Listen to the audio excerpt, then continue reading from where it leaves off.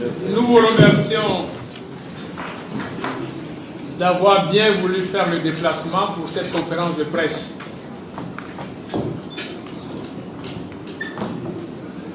Comme indiqué dans l'invitation que vous avez reçue, elle porte sur notre position sur la réforme profonde et totale de la Commission électorale indépendante, dont vous n'ignorez pas l'importance capitale dans les élections dans notre pays et par conséquent pour la paix en Côte d'Ivoire. Aujourd'hui, nous vous recevons, le PDCI-RDA et 23 partis politiques de l'opposition, la plateforme EDS, Ensemble pour la démocratie et la souveraineté, ainsi que le parti leader, 3 entités qui sont représentées ici. Vous savez qu'au moment même où nous tenons cette conférence de presse, le gouvernement nous a invités à une séance plénière présidée par le Premier ministre. Nous allons donc, au cours de cette conférence de presse, vous expliquer notre position. Je vais laisser la parole au représentant d'EDS, Frank Anderson, qui va vous donner lecture de notre déclaration. À l'issue de cela, nous allons nous prêter aux questions que vous voudrez bien nous poser. Je vous remercie. La question de la réforme du cadre juridique et institutionnel régissant les élections en Côte d'Ivoire préoccupe depuis près d'une décennie l'opinion publique nationale en général et singulièrement les acteurs politiques et les organisations de la société civile.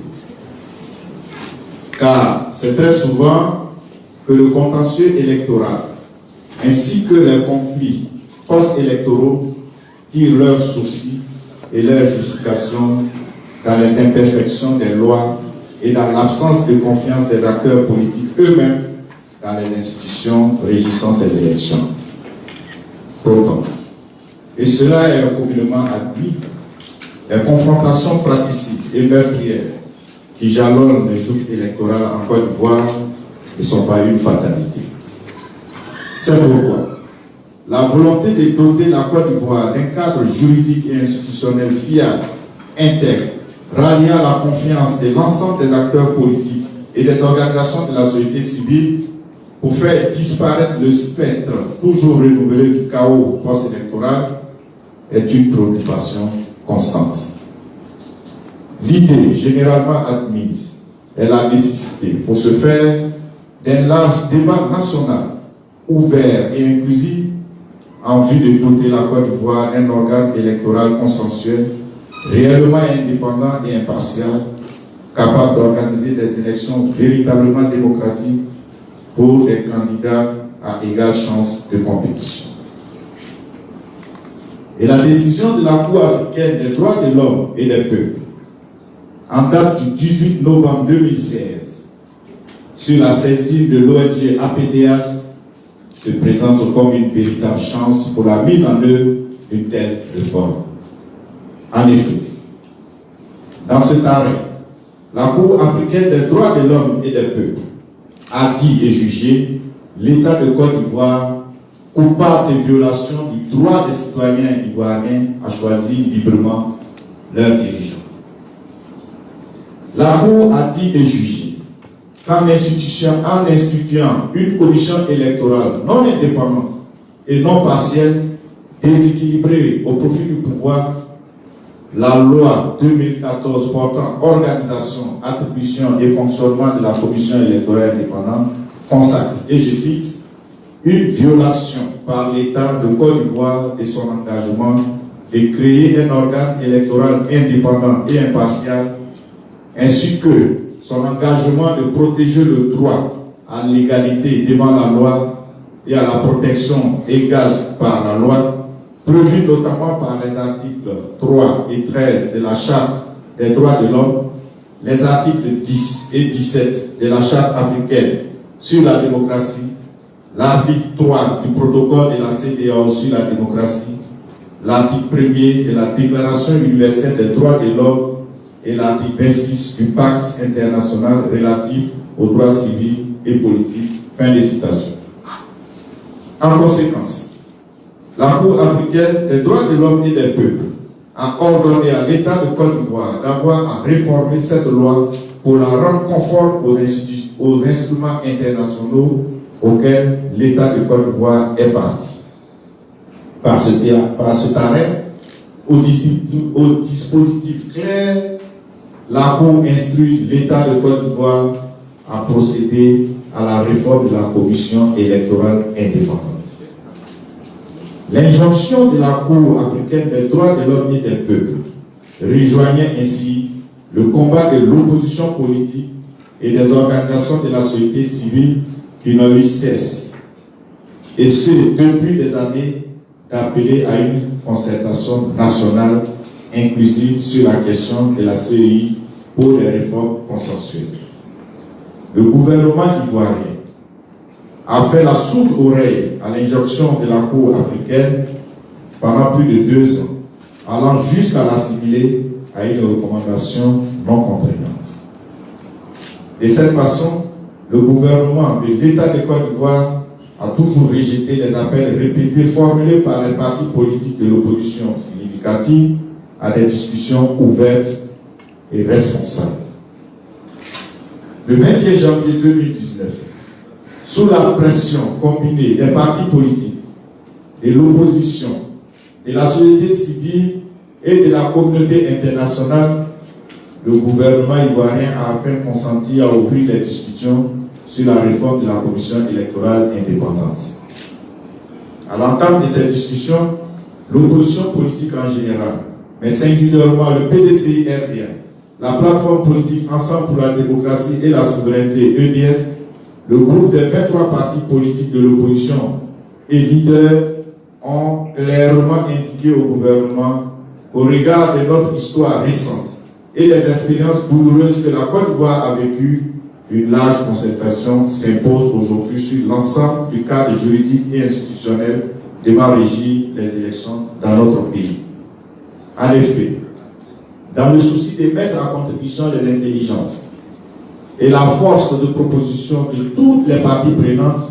nous avons demandé des discussions tripartites autour d'une table entre le pouvoir, les partis politiques et la société civile. À l'opposé,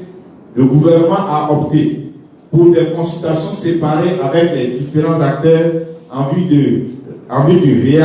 réexamen de la composition de la CEI, rejetant toute idée de concertation tripartite qu'il a assimilée par caricature au modèle des conférences nationales des années 90 en Afrique. De profondes divergences entre le pouvoir exécutif et l'opposition, tant sur la vision, l'objet des discussions que sur la démarche adoptée, sont ainsi apparues. À la deuxième rencontre du 4 avril 2019, ces divergences ont naturellement persisté et les discussions étaient pratiquement dans l'impasse. Cependant, le PDCI-RDA, la plateforme politique EDS, le groupe des 23 partis politiques de l'opposition et le parti leader se sont employés à démontrer l'intérêt pour notre pays d'une concertation la plus inclusive possible sur la question de la réforme de la CEI et du cadre juridique et institutionnel des élections. Face à la pertinence de l'argumentation de l'opposition, le gouvernement, indiquant avoir déjà créé un cadre restreint de concertation avec la société civile, a proposé un cadre similaire, mais de haut niveau avec les partis politiques. Par la suite, suivraient des concertations tripartites, pouvoir, partis politiques et organisations de la société civile. Le PDCI-RDA, la plateforme politique EDS, le groupe des 23 partis politiques de l'opposition et leaders ont marqué leur accord pour le principe de la mise en place d'un cadre restreint de concertation qui constituait une solution médiane. Toutefois, dans le souci de créer un cadre propice pour des discussions sereines et constructives, Le PDCI-RDA, la plateforme politique EDS, le groupe des 23 partis politiques de l'opposition et leaders ont demandé que leur soient transmis préalablement les thèmes de référence relatifs au cadre restreint de concertation. L'avantage d'une telle approche était que toutes les parties prenantes sauraient à l'avance les sujets de discussion, la méthodologie de travail, la liste des participants et les résultats attendus. Toutes choses sur lesquelles les discussions avaient achoppé auparavant. Le gouvernement s'était engagé à faire parvenir ce document essentiel à tous les participants, et ce, avant les prochaines rencontres. Jusqu'à ce jour, ce document n'a toujours pas été transmis aux partis politiques de l'opposition qui ne cessent de le réclamer. À notre grande surprise, le 22 mai 2019, comme si de rien n'était, le ministre de l'Intérieur nous invitait à la deuxième rencontre du cadre restreint prévu pour le 23 mai 2019, tout en se plaignant de l'absence de nos représentants à la première réunion, indiquant au passage que les discussions pouvaient se poursuivre sans nous. Plus grave, dans la copie du compte rendu de la rencontre du 4 avril 2019, le rédacteur affirmait que nous avions, et je cite, convenu à l'unanimité que nos discussions porteraient désormais uniquement sur la récomposition de la CEI. Fin de citation. Ce qui est absolument faux. Le 28 mai 2019, un communiqué du gouvernement accusait ouvertement le PDCI-RDA et la plateforme politique EDS de faire des blocages dans les discussions sur la réforme de la CEI. De toute évidence, le communiqué du gouvernement s'inscrit dans une stratégie de communication qui vise à préparer son passage en force sur la question de la réforme de la CEI et du cadre juridique et institutionnel des élections en Côte d'Ivoire. En effet, contrairement à ce qu'a décidé la Cour africaine des droits de l'homme et des peuples, le gouvernement n'entend pas procéder à une réforme profonde de la CEI, mais juste à une recomposition de celle-ci. Le PDCI-RDA, la plateforme politique Ensemble pour la démocratie et la souveraineté, EDS, le groupe des 23 partis de l'opposition et leaders rappellent que la réforme de la CEI, réclamée depuis des années par les partis politiques dans leur ensemble, mais aussi par la société civile et la population, est une exigence que commande l'intérêt national. En insistant sur la tenue d'une large concertation, l'opposition politique et les organisations de la société civile ont à cœur de doter la Côte d'Ivoire d'un organe électoral consensuel qui s'appuie sur un cadre juridique et institutionnel tout aussi consensuel afin de sortir définitivement notre pays du cycle infernal d'élections tumultueuses. L'histoire récente des élections en Côte d'Ivoire le commande. Les graves violations des droits humains suite à une gestion calamiteuse du processus électoral en font une véritable priorité nationale. C'est pourquoi il est bien à propos, pour l'intérêt supérieur du pays, qu'à l'approche des échéances électorales de 2020, le gouvernement ivoirien, l'opposition politique significative et la société civile s'engagent dans une large concertation dynamique, honnête et responsable afin de doter l'État de Côte d'Ivoire de cet organe électoral consensuel et impartial tant attendu. Cette concertation devrait, au terme de discussions sereines et apaisées, déboucher sur, premièrement, l'adoption d'un projet de loi consensuel qui consacre la création, la composition, l'organisation, les attributions et le fonctionnement de cet organe électoral fondamentalement indépendant de toute influence. Deuxièmement, l'adoption d'un nouveau code électoral consensuel en adéquation avec l'organe électoral et qui en définit le mode opératoire. Plus que jamais, nous, acteurs politiques de l'opposition, les tenants actuels du pouvoir et les organisations de la société civile avons l'impérieux devoir de nous asseoir autour d'une table pour des échanges responsables et dynamiques, sans crainte et sans passion. Dans le contexte actuel, des signaux très inquiétants annonciateurs de graves menaces sur l'avenir de notre nation sont perceptibles. En effet, les violences observées lors des dernières élections municipales et régionales inquiètent nos compatriotes au plus haut point. À l'approche des échéances électorales de 2020,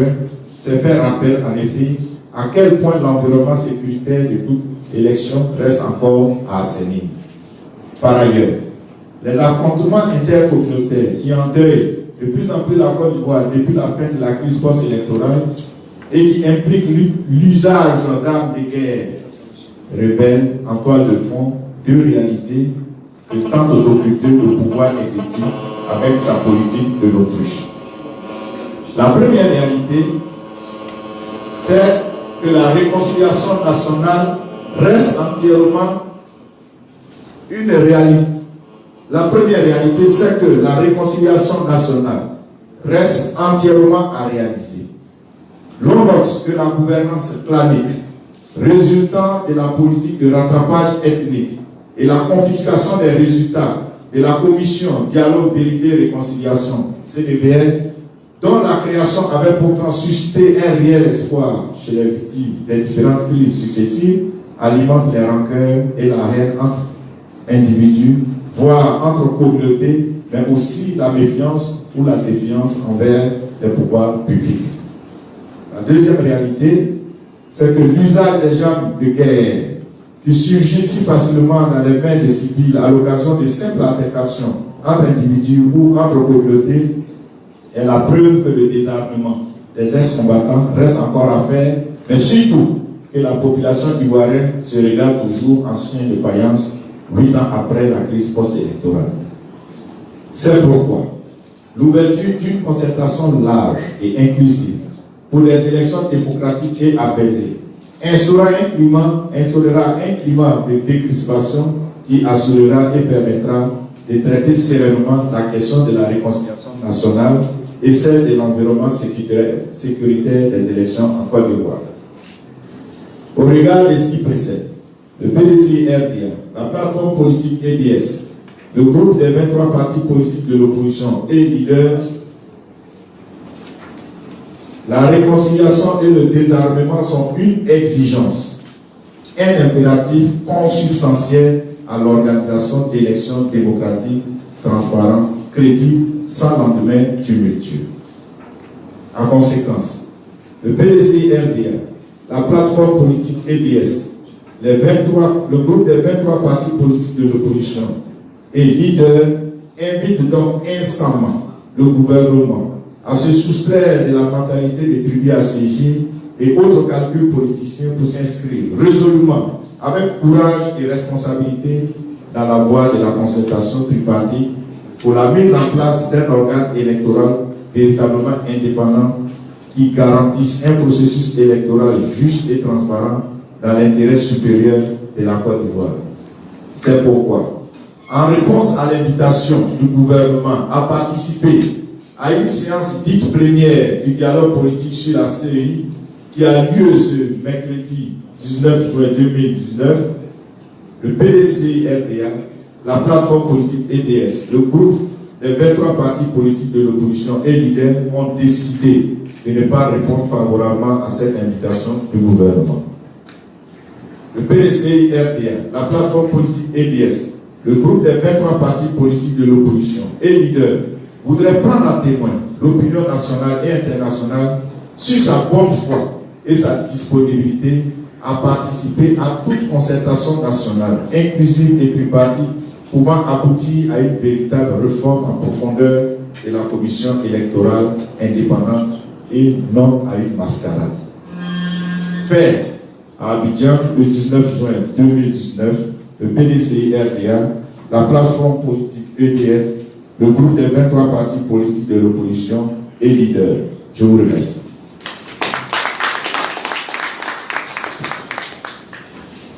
Mesdames, Messieurs, vous venez prendre connaissance.